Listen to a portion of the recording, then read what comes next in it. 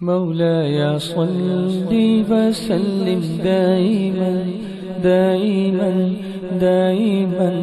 أبدا على حبيبك خير الخلق كلهم. مولاي صل وسلم دائما أبدا على حبيبك خير الخلق كلهم. الحمد للہ رب العالمین صدق اللہ العظیم. میرے پیارے آقا صلی اللہ تعالی علیہ وسلم کے پیارے دیوانوں، جس آیہ کریمہ کی تلاوت کا میں نے شرف حاصل کیا، اس کے متعلق کچھ معروضات پیش کرنے سے پہلے بارگاہ رسالت مآب صلی اللہ علیہ وسلم میں جس طریقے سے میں پڑھا ہوں، اسی طریقے سے بآواز بلند درود و سلام کا نذران عقیدت پیش کریں. الصلاۃ والسلام علیک یا رسول اللہ، الصلاۃ والسلام علیک یا حبیب اللہ، الصلاۃ والسلام علیک یا نبی اللہ، الصلاۃ والسلام علیک یا نور اللہ، وعلی آلک واصحابک یا حبیب اللہ، صلی اللہ تعالی علیہ وسلم. میرے پیارے آقا صلی اللہ تعالی علیہ وسلم کے پیارے دیوانوں، بیشتی محلے کے اس علاقے میں اقلیم روحانیت کے تاجدار، میدان عشق کے شہسوار، اعلیٰ حضرت عظیم البرکت امام عشق و محبت امام احمد رضا خان علیہ رحمت الرضوان کی بارگاہ بےکس پناہ میں خراج عقیدت کی یہ محفل یقیناً قابل قدر بھی ہے اور قابل مبارکباد بھی ہے.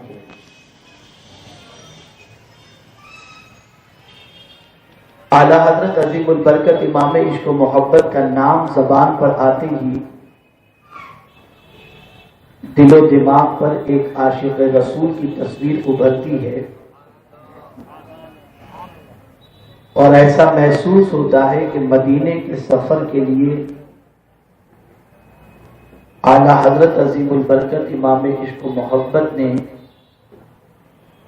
امت مسلمہ کے قلب و جگر کو بیدار ہی نہیں کیا، بلکہ جوان دلوں کے اندر مدینے جانے کی آپ نے تڑپ بھی پیدا فرما دی. میرے پیارے آقا صلی اللہ علیہ وسلم کے پیارے دیوانوں، ہر ایک کی اپنی اپنی پسند ہوتی ہے، ہر ایک کی اپنی اپنی فیلڈ ہوتی ہے، ہر ایک کا اپنا اپنا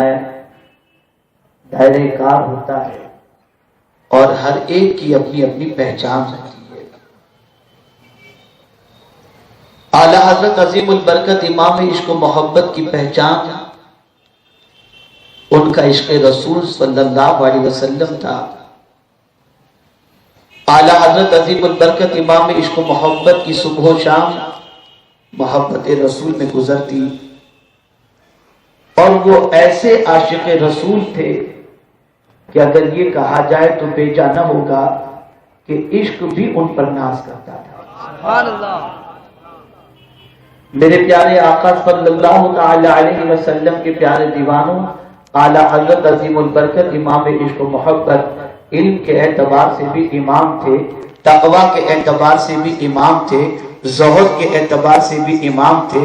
عابد کے اعتبار سے بھی وہ امام تھے. آپ جس فن میں امام احمد رضا کو دیکھیں، ایک عشق رسول صلی اللہ علیہ وسلم نے حضرت اعلیٰ حضرت کو ہر مقام پر ہر فن کا امام بنا دیا تھا. تقوی کے اعتبار سے دیکھو تو اعلیٰ حضرت کا ثانی ان کے زمانے میں نہیں ملتا، زہد کے اعتبار سے دیکھو تو اعلیٰ حضرت کا ثانی نہیں ملتا، علم کے اعتبار سے دیکھو تو اعلیٰ حضرت کا ثانی نہیں ملتا۔ وجہ یہ تھی کہ انہوں نے جس دامن کو تھاما تھا اس دامن کی سچویشن یہ تھی کہ اس دامن کے جس کا دامن تھاما گیا تھا وہ رسول گرامی وقار صلی اللہ علیہ وسلم نے براہ راست مبدأ فیاض سے علم حاصل کیا تھا۔ اللہ کے رسول متعلم تھے، خالق کائنات معلم ہے، اور رسول اعظم کی بارگاہ کے متعلم کی حیثیت سے ان کی محبت میں ڈوب جانے کی حیثیت سے امام احمد رضا کی شخصیت تھی۔ اللہ اکبر، انہوں نے اپنی زندگی کا تعلق رسول اعظم سے ایسا جوڑ کر کے رکھا تھا کہ جب بھی کوئی مسئلہ آتا، چاہے زمین کے اوپر کا معاملہ ہو، چاہے زمین کے اندر کا معاملہ ہو، چاہے سفر کا معاملہ ہو، چاہے حضر کا معاملہ ہو، چاہے تعلیم و تعلم کا معاملہ ہو، چاہے میدان محشر کا معاملہ ہو، اگر انہیں ہر جگہ پر کوئی ذات نظر آتی تھی تو وہ رسول گرامی وقار صلی اللہ علیہ وسلم۔ اسی لیے خود ہی کہتے ہیں ایسا گھما دے ان کی بنا میں خدا ہمیں، ڈھونڈا کریں پر اپنی خبر کو خبر نہ ہو۔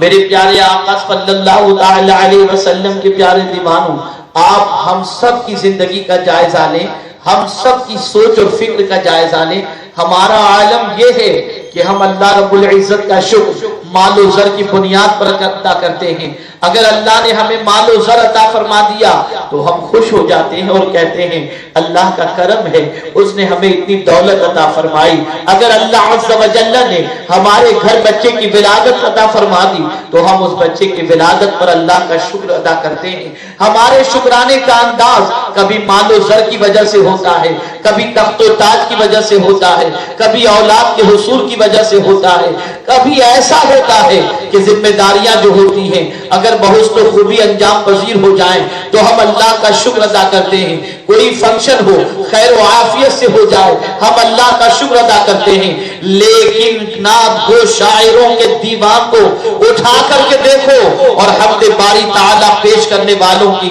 حمد باری تعالیٰ کو دیکھو تو آپ کو پتہ چلے گا کہ امام احمد رضا نے جس اہتمام کے ساتھ اللہ کی حمد بجا لائی ہے، اللہ اکبر، انہوں نے بڑے اچھے انداز میں کہا وہی رب ہے جس نے تجھ کو ہمتن کرم بنایا، ہمیں بھیک مانگنے کو تیرا آسداں بتایا، تجھے حمد ہے خدایا، تجھے حمد ہے خدایا۔ گویا اعلیٰ حضرت یہ عرض کر رہے ہیں مولا تو نے زمین عطا فرمائی تیرا شکر ہے، آسمان عطا فرمایا تیرا شکر ہے، چاند و سورج عطا فرمائے تیرا شکر ہے، شجر و حجر عطا فرمائے تیرا شکر ہے، ماں باپ کی نعمت تو نے عطا فرمائی تیرا شکر ہے، لیکن میرے کریم سب سے بڑا تیرا شکر یہ ہے کہ تو نے در مصطفیٰ کا منتہ ہمیں بنا دیا، مصطفیٰ جان رحمت کا بھکاری ہمیں بنا دیا، اور یا رسول اللہ صلی اللہ علیہ وسلم اللہ رب العزت نے آپ کو ہمتن کرم بنا کر کے بھیجا۔ اس رب کی تعریف جس نے یا رسول اللہ آپ کو ہمتن کرم بنا کر کے بھیجا۔ اللہ اکبر، ہمتن کرم، آپ اندازہ لگائیں کوئی ہاتھ سے کرم کرتا ہے، کوئی زبان سے کرم کرتا ہے، کوئی سائل اگر کسی کے دروازے پر پہنچا مانگنے کے لیے اس نے اپنے ہاتھ سے اس پر کرم کیا اور اس کی جھولی کو بھر دی، کسی نے زبان سے سفارش کر کے سامنے مال منگتے کی جھولی کو بھر دی، کسی کا معاملہ یہ رہا کہ راستہ بتا کر کے اس نے سائل کے سوال کو پورا کر دیا۔ لیکن میرے سرکار کی ذات کا عالم یہ ہے کہ بال سے لے کر کے ناخون تک میرے سرکار کا پورا وجود کرم کی بارشیں نچھاور کرتا نظر آتا ہے۔ بال مبارک بھی کرم کر رہے ہیں، زبان مبارک بھی کرم کر رہی ہے، نگاہ مبارک بھی کرم کر رہے ہیں، ناخن مبارک بھی کرم کر رہے ہیں، انگلیاں مبارک بھی کرم کر رہی ہیں، اشارے بھی کرم کر رہے ہیں، ابرو بھی کرم کر رہے ہیں، زلفیں بھی کرم کر رہی ہیں، دندان مبارک بھی کرم کر رہے ہیں، لبھائے مبارک بھی کرم کر رہے ہیں۔ اللہ اکبر، میرے مصطفیٰ کی ذات ایسی ذات ہے کہ بال سے لے کر ناخن تک پورا کرم ہی کرم کی بارشیں کرنے والی کوئی ذات نظر آتی ہے۔ اسی لیے اعلیٰ حضرت نے کہا وہی رب ہے جس نے تجھ کو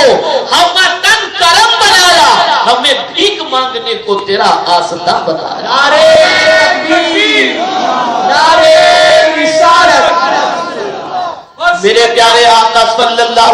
علیہ وسلم کے پیارے دیوانوں، رسول گرامی وقار صلی اللہ علیہ وسلم کا عشق، اعلیٰ حضرت عظیم البرکت امام عشق و محبت نے لوگوں کے دلوں میں ایسا کٹ کٹ کے بھرا اور اس تعلق کو مضبوط کرنے کی اتنی کوشش فرمائی کہ ہر انسان کا تعلق رسول اعظم سے اتنا ہو جائے کہ وہ اٹھے تو یا رسول اللہ کہے، بیٹھے تو یا رسول اللہ کہے، سوئے تو یا رسول اللہ کہے، غم میں اللہ کے رسول کو یاد کرے، راحت میں اللہ کے رسول کو یاد کرے، اپنے آقا کی محبت میں ایسا ڈوب جائے کہ اس کی زندگی کا مقصد ہی یہ ہو کہ کام وہ لے لیجئے تم کو جو راضی کرے، ٹھیک ہو نام رضا تم پہ کروڑوں درود، اگر رسول اعظم راضی ہو گئے تو رب قدیر جل جلالہ بھی راضی ہو جائے گا۔ آپ اندازہ لگائیں، اعلیٰ حضرت عظیم البرکت امام عشق و محبت غمگین دنیا کو پیغام دے رہے ہیں، اے غموں میں گرفتار مسلمانوں، اے پریشانیوں میں ڈوبے ہوئے مسلمانوں،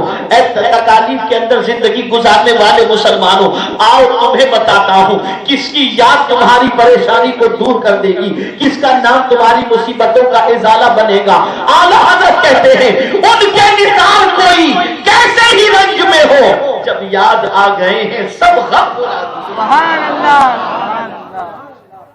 میرے پیارے آقا صلی اللہ علیہ وسلم کے پیارے دیوانوں، یہ اعلیٰ حضرت عظیم البرکت امام عشق و محبت نے اپنی طبیعت سے نہیں کہا، یہ صحابہ کی کیفیت ایسی ہی تھی، صحابہ کا حال ایسا ہی تھا۔ آپ جانتے ہیں ایک شخص کا پیر سن ہو گیا اور اس پیر کے سن ہو جانے کی وجہ سے وہ بڑے بڑے اطباء کے پاس پہنچے، وہ بڑے بڑے طبیب کے پاس پہنچے، بڑے بڑے ڈاکٹر کے پاس پہنچے اور جانے کے بعد کہا میرا پیر سن ہو چکا ہے، آپ علاج فرمائیں۔ اطباء نے کوشش کی لیکن علاج کر نہ سکے، پریشان ہو کر ایک ایسے طبیب کے پاس وہ پہنچتے ہیں جو صرف جسمانی طبیب نہ تھے، وہ روحانی طبیب بھی تھے۔ اس پریشان حال سے انہوں نے کہا اے مریض، اگر تو چاہتا ہے تیرے پیر کا درد دور ہو جائے، تیری پریشانی دور ہو جائے، تو بس اس کا طریقہ ایک ہی ہے جسے تو سب سے زیادہ چاہتا ہے، اس کو پکار لے، تیرے پیر کی تکلیف دور ہو جائے گی۔ اس نے وہیں سے آواز دی یا رسول اللہ، اتنا کہنا تھا کہ پیر کا درد ہمیشہ کے لیے ختم ہو۔ سبحان اللہ، سبحان اللہ، یا رسول اللہ، زندہ باد۔ میرے پیارے آقا صلی اللہ علیہ وسلم کے پیارے دیوانوں، ہم اس رسول کے منگتا ہیں جو رسول مختار کائنات بنا کر کے بھیجے گئے، ہم اس رسول کے بھکاری ہیں جس رسول کی بارگاہ سے ہمیں خدا بھی ملا، ہمیں قرآن بھی ملا، ہمیں جنت بھی ملے گی، اس لیے کہ مولا نے اس رسول اعظم صلی اللہ علیہ وسلم کو اس طریقے سے پیدا فرمایا کہ تاجدار کائنات صلی اللہ علیہ وسلم کی آمد کی وجہ سے امت کی پریشانیوں کا حل ہی نہ ہوا، بلکہ کیفیت یہ ہے جو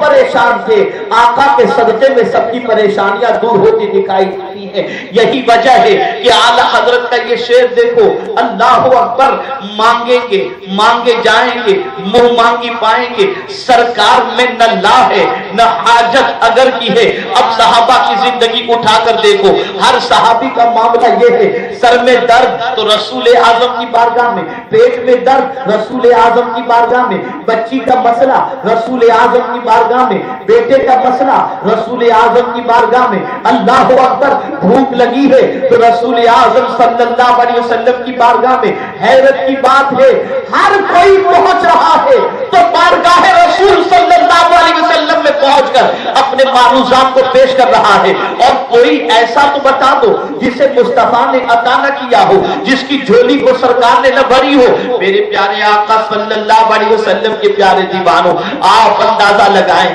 صحابہ کی کیفیت کیا تھی۔ جب بھوک سے بے حال ہو جاتے تو روح مصطفیٰ صلی اللہ علیہ وسلم کو دیکھ لیتے، ان کی بھوک دور ہو جایا کرتی تھی۔ میرے پیارے آقا صلی اللہ علیہ وسلم کے پیارے دیوانوں، صحابہ کی پوری زندگی اٹھا کر کے دیکھو، کیا آپ کو نہیں معلوم تاجدار کائنات صلی اللہ علیہ وسلم ایک مرتبہ مدینہ منورہ میں دوپہر کے وقت جب نکلتے ہیں تو آپ کیا دیکھتے ہیں کہ سب سے پہلے صدیق اکبر اپنے در دولت سے باہر نکلے ہیں اور باہر نکل کر بھوک کی وجہ سے پریشان ہیں اور ٹہل رہے ہیں۔ دوپہر کی چلچلاتی ہوئی دھوپ میں صدیق اکبر ٹہل رہے تھے. کچھ دیر گزری, سیدنا فاروق اعظم گھر سے باہر نکلے. دوپہر کی چلچلاتی دھوپ میں انہوں نے صدیق اکبر کو ٹہلتے دیکھا. پوچھا ابو بکر کیا بات ہے؟